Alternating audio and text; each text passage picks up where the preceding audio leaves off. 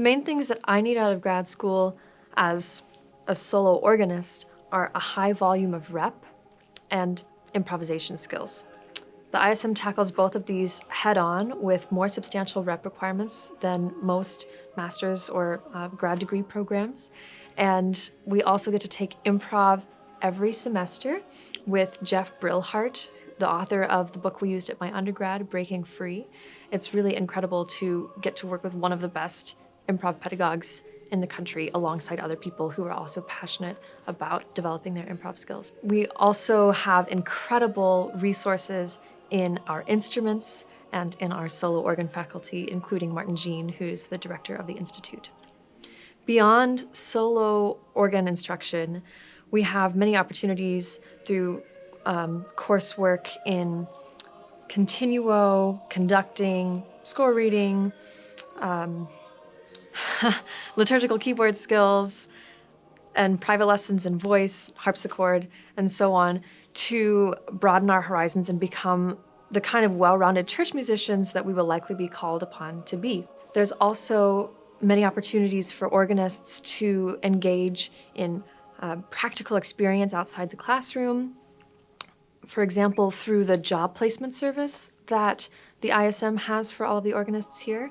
I work at Trinity on the Green with Walden Moore as the senior organ scholar, and it's really incredible getting to see someone who's an expert in what I want to do, getting to work with him and learn from him on the job. There are also many jobs through the ISM itself, including the chapel jobs where organists can play, conduct, and plan worship just as they will do in their later careers, and where we can accompany and sing. I think the ISM has shaped me into more of a citizen artist by giving me the permission to think about how my art relates to the world and giving me the space to not just be worried about meeting obligations all the time. This is through colloquium, in which we talk about art and culture, through our coursework, which is interdisciplinary, as well as through the approach of the other students on campus.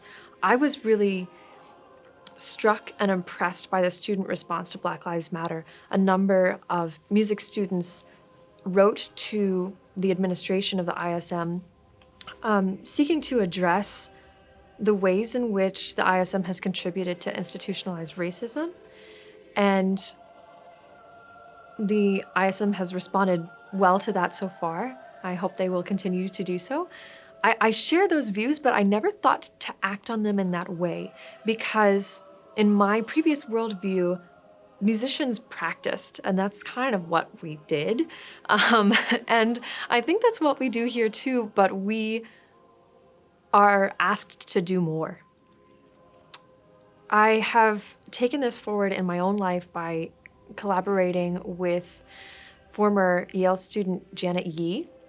We are collecting performances and encouraging performances of works of female composers in influential churches across the US and across the pond as well.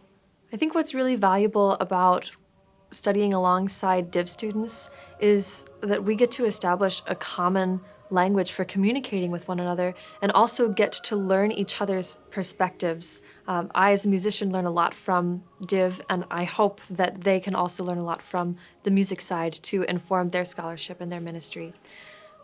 In addition to these interactions, we have classes that we're required to take, a certain number of Yale Div School classes that really influence our musicianship. For example, Foundations of Christian Worship, which teaches you about the history of liturgy and then can contextualize the way you might play, as well as my favorite class I've had at the ISM so far, Hymns and Their Music with Carl P. Daw.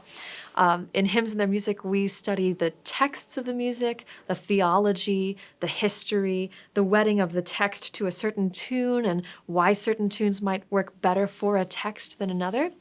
We also ask really important questions like, how are you going to introduce this to your congregation? Or how are you going to communicate this theology through music? And that's the kind of thing that we study at the ISM.